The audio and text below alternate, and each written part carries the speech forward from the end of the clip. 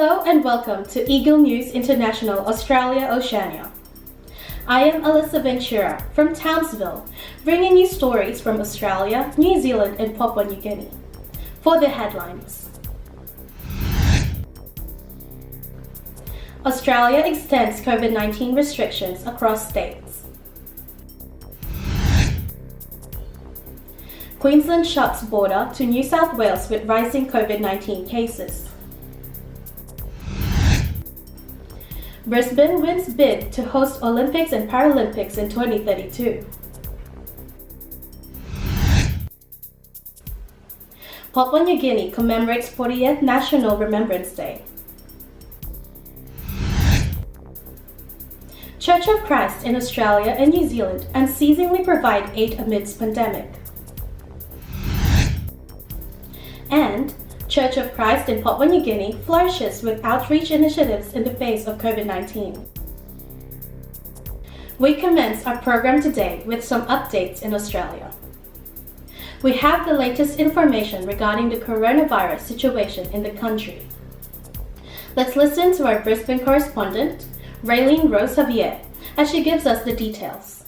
Go ahead, Raylene. As COVID-19 continues to be prevalent in Australia, residents in various states continue to adhere to their own restrictions and requirements for the safety and well-being of others. In Adelaide, while being on track with its low numbers of cases, only one case was recorded during their lockdown, which was in the last 24 hours on July 25th. Despite this pleasant news, South Australia's Prime Minister, Mr. Marshall, announced that all international flights into South Australia will be cancelled for 2 days following the end of the lockdown.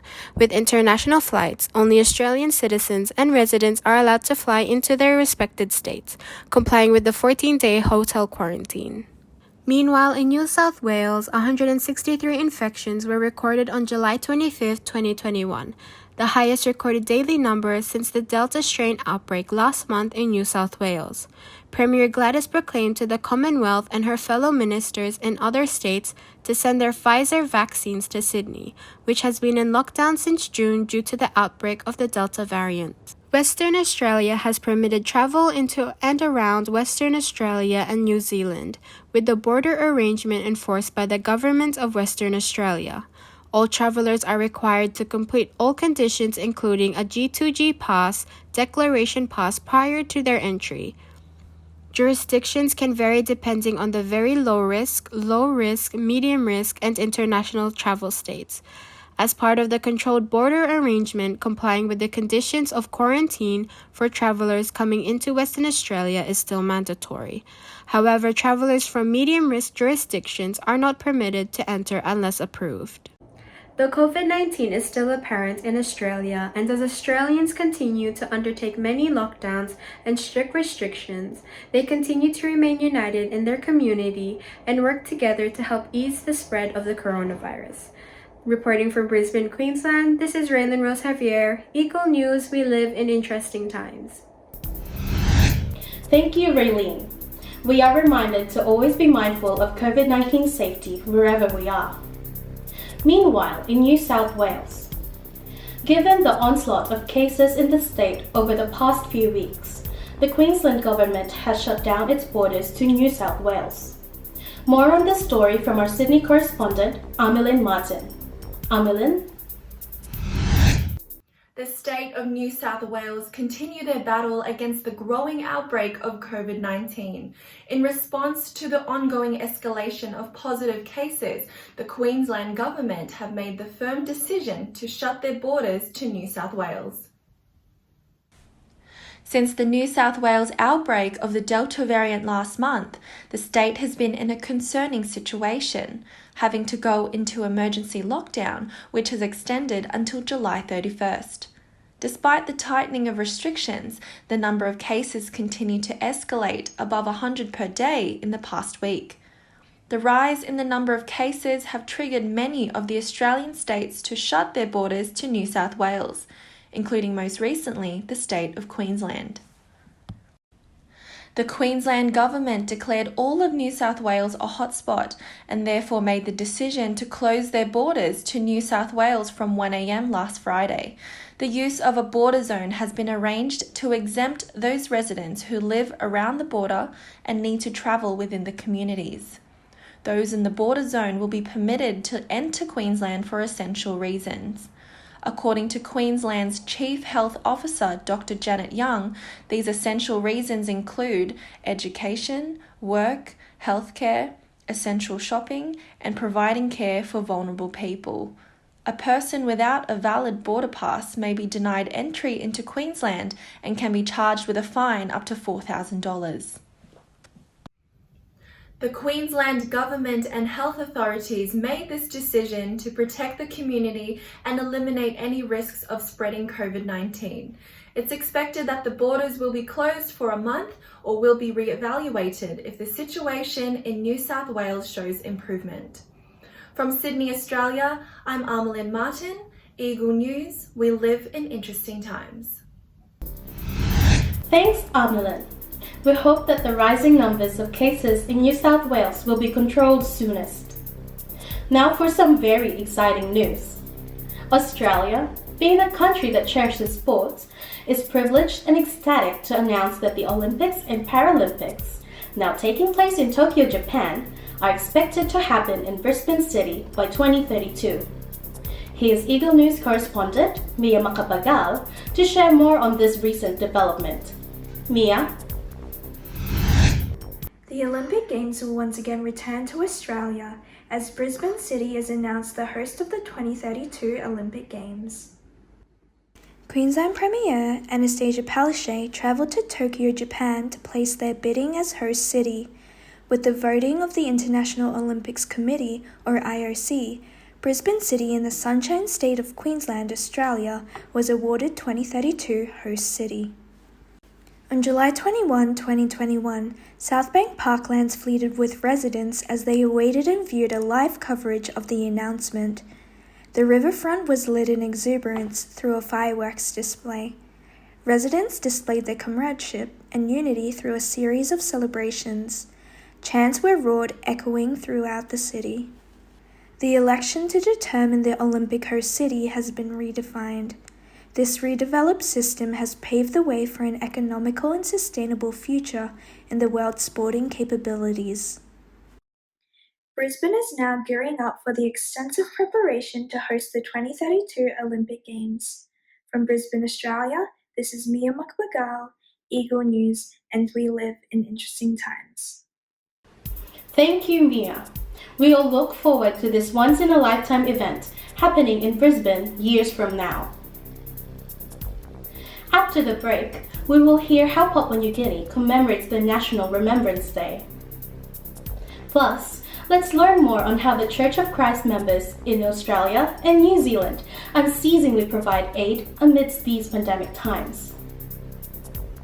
And let's take a look at the various outreach programs organized by the Church of Christ flourishing in Papua New Guinea in the face of COVID-19. All these stories when Eagle News International Australia Oceania returns. Stay with us.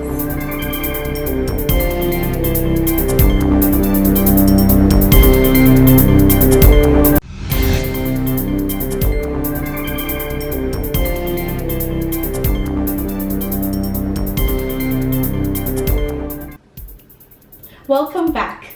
You're watching Eagle News International Australia Oceania. Heading now to Papua New Guinea. The citizens are united in commemorating the 40th National Remembrance Day, honoring the brave and loyal war veterans and soldiers who fought and served the country. More details of this celebration from Eagle News correspondent ANGIELYN MAURICIO REBUYA. ANGIELYN? Papua New Guinea celebrates the 40th National Remembrance Day this July, and a public holiday was declared to commemorate the contributions and heroism of the Papua New Guinea soldiers who died serving their military duties. National Remembrance Day began in July 23, 1981. This meaningful day honors the services of the nation's war veterans who participated in World Wars I and II. They are instrumental in implementing laws and maintain peace and order engagements in this land of the unexpected. War Veterans Infantry Battalions, PNG Defense Force, Constabulary, and Correctional Services joined the celebration in Ella Beach Remembrance Memorial Park.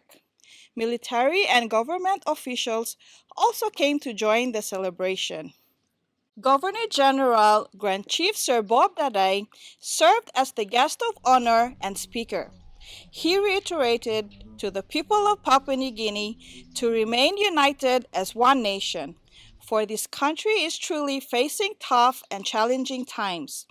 He also asked the residents to honor the many soldiers and missionaries who lost their lives while serving the country. The sacrifices of these soldiers will always be remembered. May everyone never forget that the freedom we have today is the outcome of their braveness and loyal services to Papua New Guinea. Reporting from Papua New Guinea, this is ANGIELYN MAURICIO REBUYA. Eagle News, we live in interesting times. Thank you, ANGIELYN. We salute and remember the heroes of Papua New Guinea. To commemorate the 107th anniversary of the Iglesia Ni Cristo, or Church of Christ, we'll take a look at how the Church gave back to the people and extended exemplary assistance in Australia and New Zealand. Here's Eagle News correspondent Morgan Goodfellow to share more of the story. Morgan? COVID-19 has brought many unprecedented occurrences to date. It has tremendously impacted numerous individuals and organisations all over the world. Despite all these, the Iglesia Ni Cristo, or Church of Christ, here in Australia, Oceania, was unstoppable in conducting various aid to humanity and INC-giving projects to the community, lessening the hardship and burden that this pandemic has brought about. Renowned across the world for achieving COVID-0, the lift in restrictions allowed for both Australia and New Zealand to conduct face-to-face activities once again. Strongly motivated by their faith to do good to others whenever they possibly can, the Church of Christ members swiftly took this opportunity to hold various outreach programs, providing a stepping stone for many individuals as they return back to their pre-pandemic norms. The lift in restrictions last year allowed for church members to take part in several blood donation drives organised in Australia and New Zealand. Individuals from 18 above were enthusiastic to participate in a great cause, as activities such as these not only provide aid to the community, but also save many lives. Furthermore, in Australia, an outreach to student visa holders was held in Sydney, Brisbane and Melbourne through the Aid to Humanity program. This activity consisted of fun-filled activities to spread positivity during these uncertain times. Yeah, it has affected us a lot, especially for us, since we're international students, we're far from home. And well, other than the financial struggle, there's also the emotional struggle as well, because my family is far from me and I kind of need that emotional support as well. As well as providing care packages and financial assistance to the local government. The members also donated boxes of clothes to numerous non-profit and charity organisations, with the purpose of helping their fellow men cover their basic needs in these troubling times. Over to New Zealand, members of the Church of Christ also conducted various aid to humanity programs to celebrate the birthday of the church's executive minister, Brother Eduardo Vimanalo.